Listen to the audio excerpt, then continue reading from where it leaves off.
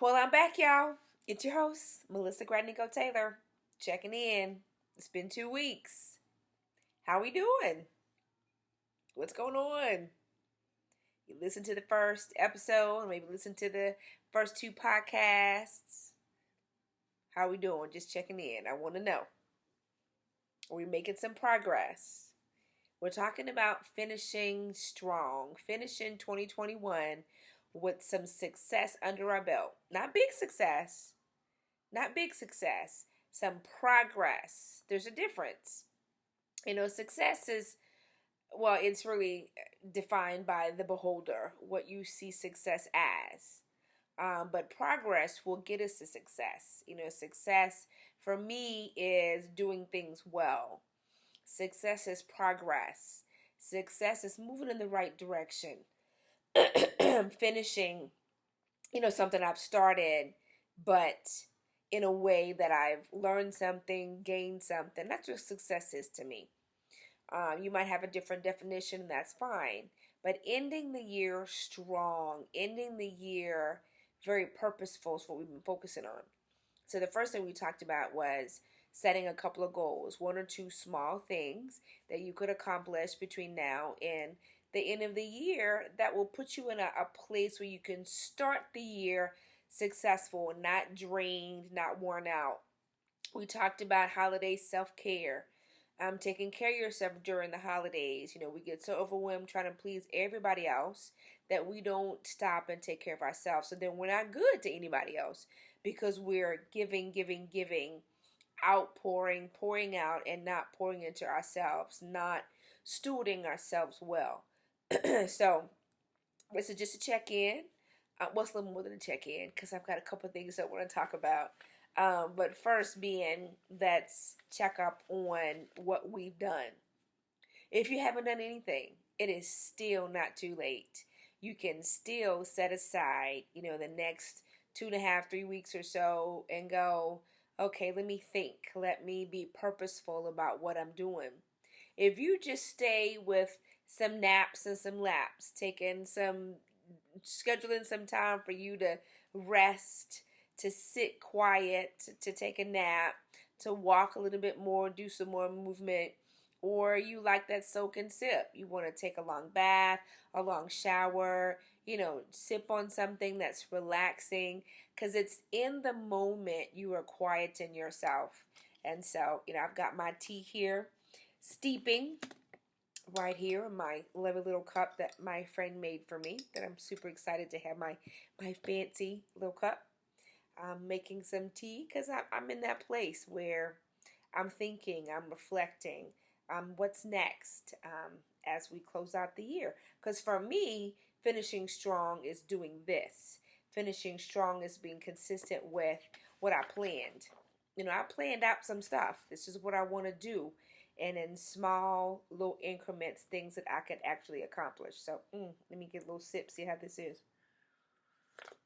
Oh, yes, it's good. Some chamomile and a citrus blend. So we're talking about finishing strong, being purposeful about what we're doing. While you're being purposeful and you've set aside, you've mapped out some things, so that relaxes you, or at least alleviates some stress, so you're not trying to remember everything. When we map it out, when we calendar it, and we put it down, whether it's our phone or it's written, it frees up some space in our brain where our brain doesn't have to hold on to that and we can concentrate on something else. The other thing that I would like to add is, mind traps. We talked about that. Mind traps. There are a couple things that keep us from thinking I can do this. You watch the YouTube video or you listen to it on the podcast. Oh, that's a great idea. It's a great idea. But then you don't execute. And it's because we have some mind traps that go, oh, I don't have to do it now. I can just wait till January. But why wait? Why give in? Excuse me. Why give in to that belief that I'll get to it eventually? I want a fresh start. I want to wait till the calendar year. Why? Start now. Again, it doesn't have to be big. Something small that just gets you in the momentum of going in that direction. So that's the first mind trap is I'll just wait till January. And then the second mind trap that can possibly take place as bombard your mind is what is it really going to do anyway? I mean, it's the end of the year.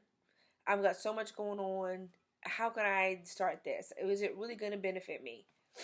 Again, I'm going to ask the same question. Why not? What is it going to hurt? What can it hurt you pausing to say, I do want to finish the year strong? And I've been hearing this pop up in other places. Other people I follow on Instagram and other podcasts I listen to, I'm hearing a theme of people talk about finishing strong. Because we do. We tend to just, it's the end of the year. Oh my goodness, we let ourselves go. I'm going to eat everything and go to my mama's house and have some pie, or go to my aunt's house and, which we're having a good time, not a problem. But that still shouldn't keep us from thinking about purposeful, intentional, what do I want to do and how do I want to accomplish something. So I just want to encourage you to take a look at those two mind traps. And if those things are telling you, don't do it, wait, pause. Yes, I can. Yes, I can. Yes, I can. Yes, I can. So, looking at my notes because I came up with some questions. You've got yourself in place. You are set aside a couple things you want to do because you want to finish strong so you can start strong. The other part of that, or a piece of that, is reflecting. Reflecting on the year, reflecting on, where you've come from. That's an important aspect of what we do. Reflection is a powerful tool. It can really, change our trajectory. It can change where we're going. When we look back, face our emotions with some objectivity, because you're not in the moment anymore, you can really see what is that saying? Hindsight is 2020. Once you look back on it, then you really see, oh, that's what I was feeling. Oh, that's why that upset me, or that got on my nerves and made me mad. Reflecting kind of puts us in this driver's seat where you can really look and examine. And you can, once you examine, you start to see trends. I know for me, when I look back, I start to see, oh, I do that every time I get myself in that situation. I start seeing the things I avoid. I start seeing excuses I make, and things become really clear. That doesn't happen overnight. Reflecting takes practice. When you first start, it's hard. You're like, I don't know. I don't know what I thought about that, or I don't know what was, the best part of my year. We it kind of puts us in a place of, oh my goodness, what's going to happen? And that kind of self-protection starts to set in, but it's really a growth tool. And if we can, push past the uncomfortable feeling of this feels weird, I don't want to think about these kinds of things, and think about the benefit of reflecting, then it'll help us to push past. Reflecting for me has been growth, healing. When I look back and I've been able to identify, this is what really upset me. It wasn't the other person, it was me. How I respond in a situation tells me about me, not about the other person. And I feel the same way about, how people respond in a situation tells you who they are, what they value, what they don't value. It gives you a little bit of insight into that person based on how they, react to things. So when I can examine how I react to things, then I'm able to see myself clearly. And when I can see myself clearly, then I can start to identify those things and see growth. For me, it's like, Romans 12:1 and 2, when we present ourselves as a living sacrifice so that we can be transformed by the renewing of our mind and not conformed to this world. You can be transformed when I'm presenting myself open, and here it is, all the raw, all the good, the bad, the ugly, my wrong motives, whatever it is, I can bring it I can bring it before Holy Spirit, who will in turn make some changes on the inside of me. And I can pinpoint some specific adjustments. Recently, I was thinking about something that I didn't do and was like, why didn't I do that? I got everything all set up and I had a plan of what I wanted to do, and I did the steps. I did it, but then didn't execute. Got to thinking. And then I realized I like the preparing. I like going look for the outfit. I like looking for the right calendar. I like accessorizing. I like that. That's fun. Planning, prepping for the thing. Getting my brother would say, "Oh, she's gonna get a packet together." Yes, I'm gonna get a packet, something that has all the stuff in it. I like the preparing. I like the preparing so much that once I've prepared and everything is in place, then my energy runs out and I'm going, oh, it's not fun anymore. So I'm like, I started seeing it in everything, so many different things in my life.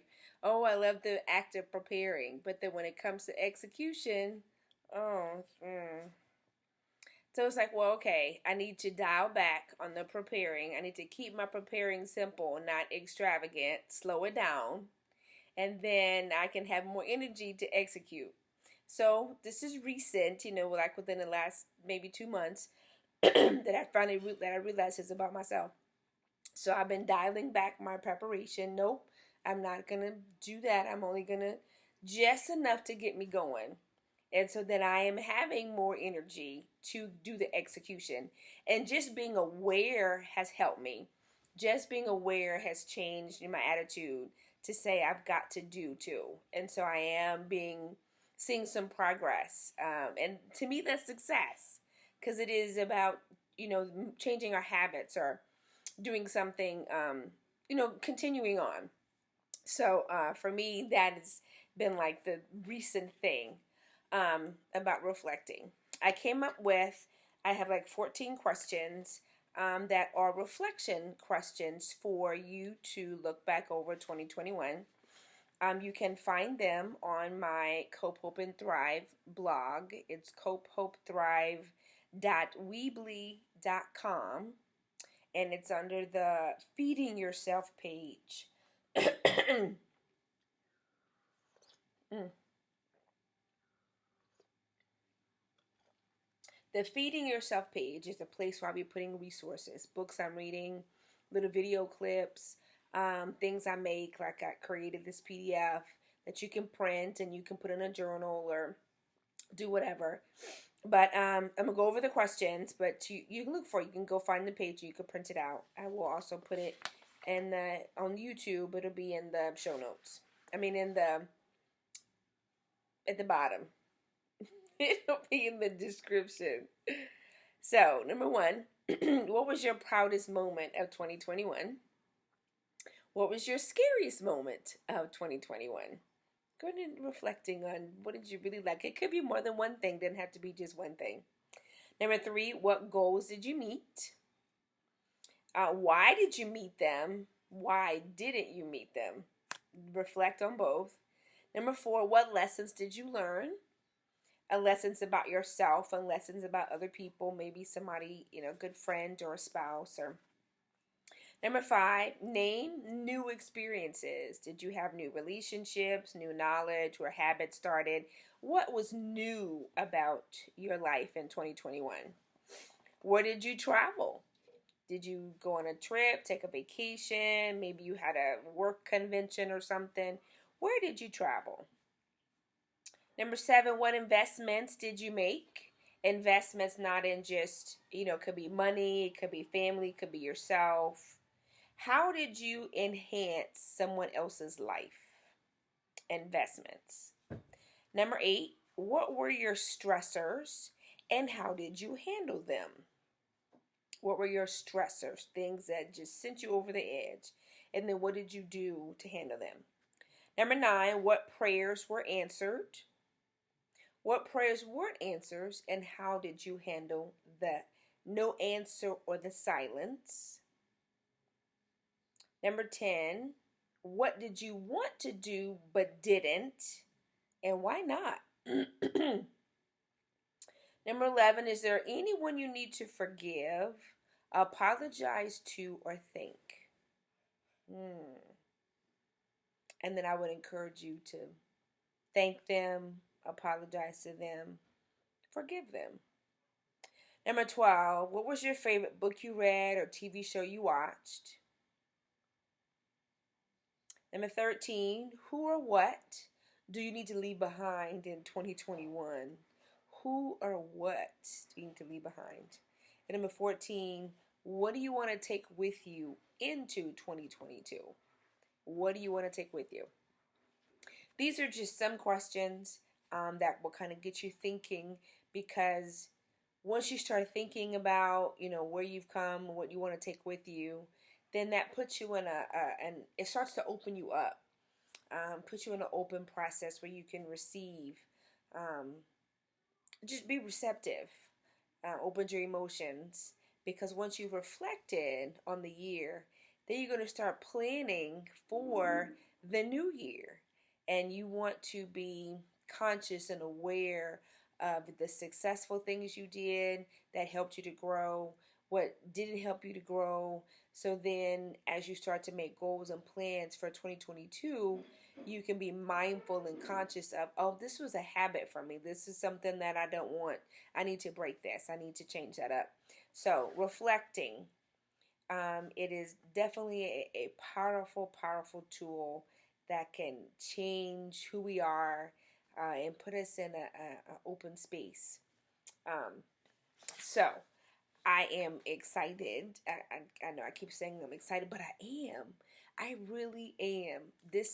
I've been living here in this life for about 4.5, 5 years now, making some progress in my own life, and it has definitely made a difference. And so I get excited about, sharing things, and then, the possibility of things changing in your life, you progressing forward, you growing, and realizing who you are, what you're made of, and that God has given you purpose, right here at this time, regardless of how old you are, whether you're young or you're older, it doesn't matter. If you have breath in your body, God has something for you to do. And I get excited thinking about other people tapping into that, and the joy that comes with that, the feeling of being loved that comes with that. Because I know coping leads to hoping, and it leads to thriving. So thank you for joining me today. Before we're done, go ahead and hit that subscribe button. And next time we'll be talking about one word. John Gordon came up with this several years ago, and it has really transformed so many lives. And so we're going to talk about how to find your one word. I see you then. Thanks for joining me.